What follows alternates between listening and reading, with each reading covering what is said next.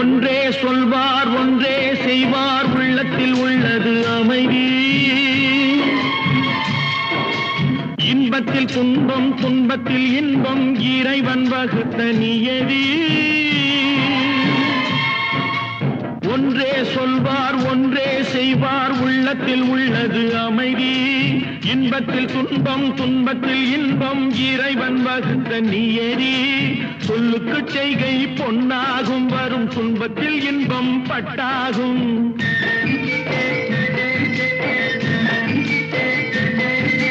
சொல்லுக்கு செய்கை பொன்னாகும் வரும் துன்பத்தில் இன்பம் பட்டாகும். இந்த இரண்டு கட்டளை அறிந்த மனதில் எல்லா நன்மையும் உண்டாகும், எல்லா நன்மையும் உண்டாகும்.